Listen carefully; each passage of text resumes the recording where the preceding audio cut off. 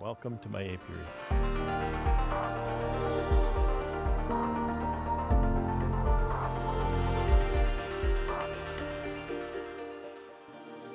There's lots of work to do in a wood shop. And guess what I got done yesterday? Pallets. I don't even know how many are here. There's a bunch. There's, I don't know, 15 or something there. And now that's just the underpinnings. I haven't done the shims on the top of them. So I usually do these in 2 stages, just so that, you know, my workstation here doesn't get too cluttered with too many different parts. I've only got 2 parts. I've got my risers and I've got my runners. And so I lay out the plywood on here, which is just sitting down here on a skid. I just bring this in with the tractor and bring that plywood up onto the 2x4s here. I call them the risers, and run some glue and screws, and you've probably seen that before a few times. So that's just over and over and over. So far I think I'm only doing one thing that's different than I've done before, and that's concerning the runner. You see that I've cut that chamfer on my runner already, and I decided to try my router table here to run these before assembly and not after, and it's working really well. I think I've got 20 runners in a pack, and so I'll run 20 across here and then do some assembly, run 20 across there. Helps to break the day up. I'll show you how this trimming of these runners goes. It's not very exciting, it's just mostly noisy, hence the ear protection. So I just grab my runners.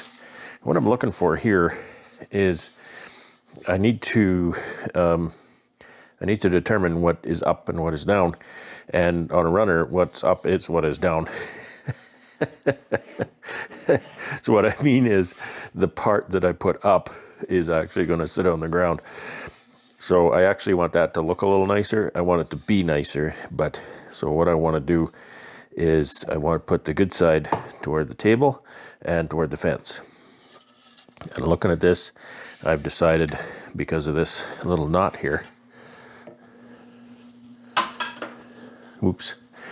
I've decided that this is the edge I want to chamfer here. Okay, so I'll just flip that around, and then I just run it through. That's all there is. So I'll start this up. We'll make lots of noise, and you can see.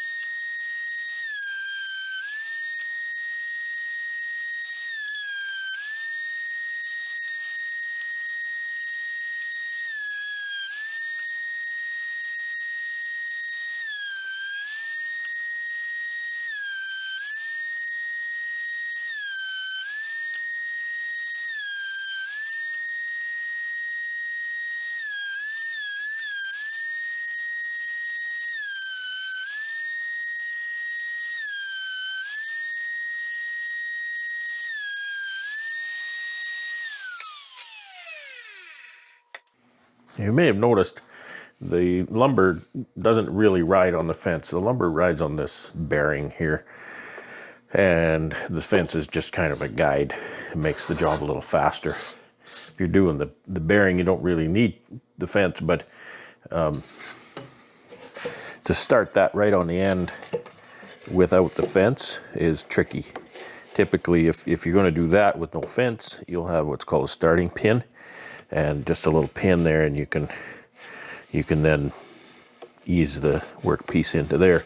Something stationary, so it's not going to grab the workpiece. But the fence is really what, it just rides up on that right away and then goes along there. So that's it. And now I'm back to work to assembling these. So I forgot to press record. I'm going to show you just assembling one of these. And so I've just applied PL Premium. See this PL Premium product. It's a polyurethane glue. It's a really excellent glue. Glue almost anything together. Almost anything.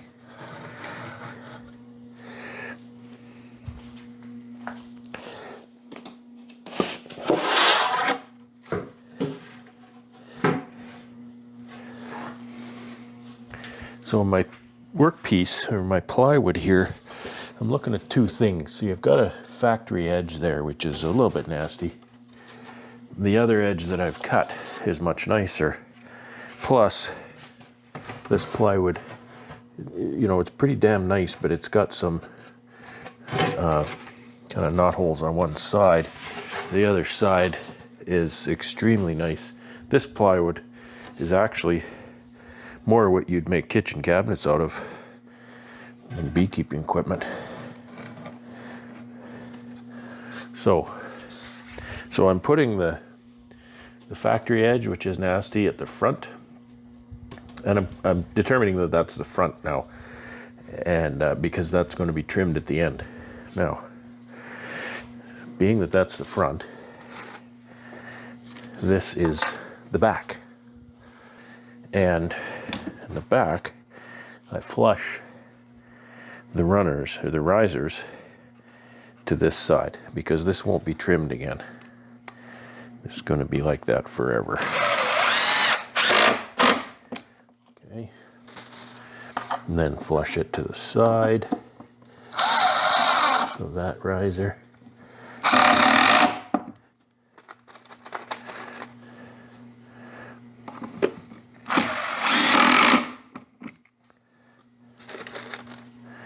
These screws have to be flush or countersunk a little bit, because I need to glue a shim right there.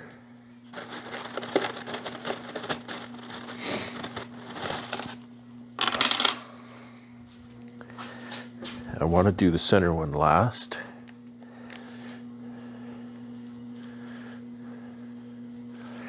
And on this one, same thing. Flush it to the back, flush it to the side. Drive it home.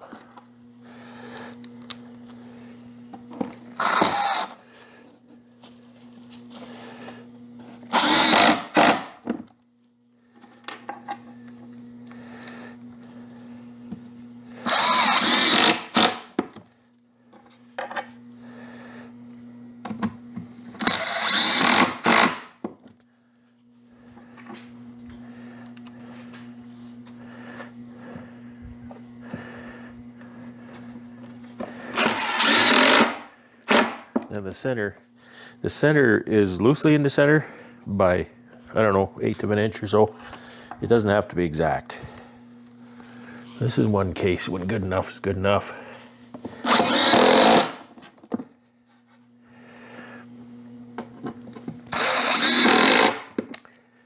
My center guides are a little bit loose because sometimes the 2x4s are a little bit irregular and they get stuck in there.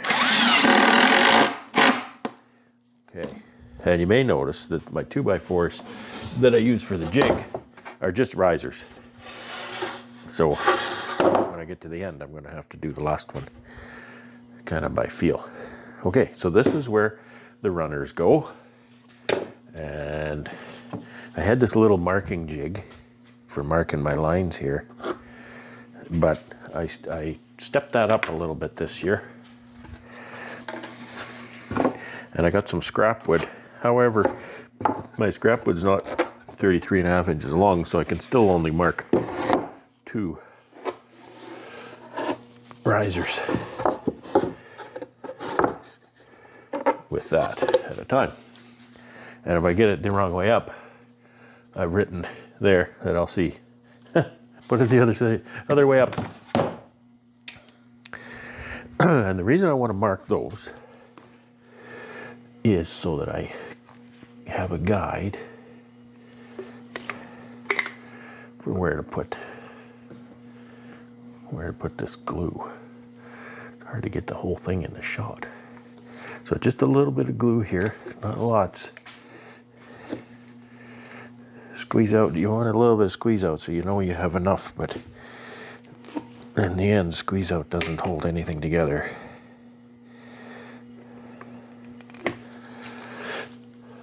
Okay, now a couple of runners. And I want to make sure when I set them down that I set them in the correct orientation. I want that chamfer to be on the outside. Now, here's where I get really particular about things. This runner is 33.5 inches long, exactly. This plywood is 33.5 inches long, exactly. So if there's any difference between, I have flushed the plywood with the 2x4, and if there's any difference here, meaning, so I'll flush it on this side, and you may, I think you can see that. See how that 2x4 sits proud of the runner? Well, that means the risers are splayed a little, and I can fix that. And this is where I can fix that. So the first thing I do is I'll start at this end, and I'll very carefully flush this and drill a hole. I pre-drill all of these screws.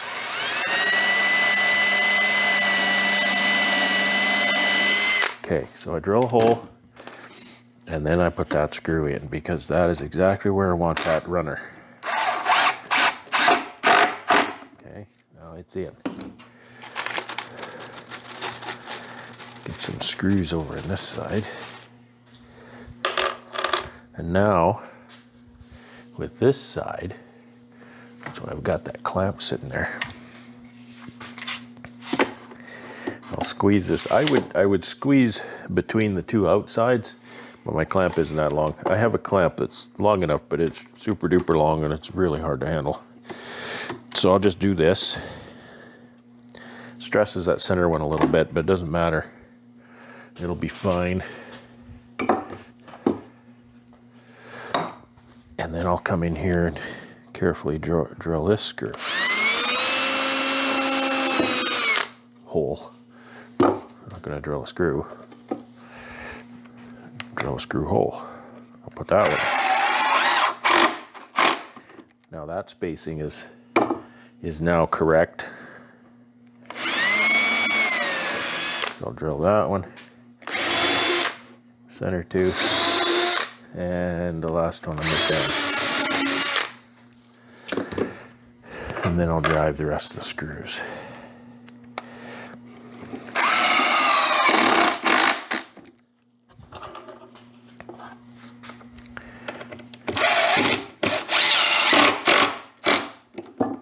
And before I drive the center screws, I'll take the clamp off, because that has moved that center riser a little bit. So now it'll be stress-free.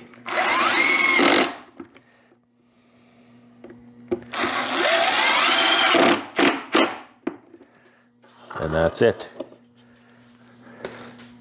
So I feel that's important, because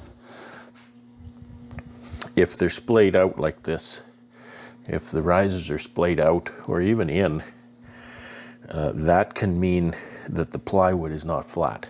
It could be bowed up like this, meaning that then the 2x4 is going to be splayed out. The fact that the plywood is 33.5 long, and so is that runner, and the plywood is flushed with the 2x4 and the runner is flushed with the 2x4, that means that there's tension pulling that assembly flat. And a flat pallet is a happy pallet. So now I can turn this around. I want to get myself a 2x4 to stick under here just to keep it from tipping. And I do the same thing. Do the same thing on this end. And this, see, this is not even quite flat. But everything kind of works together to keep it square.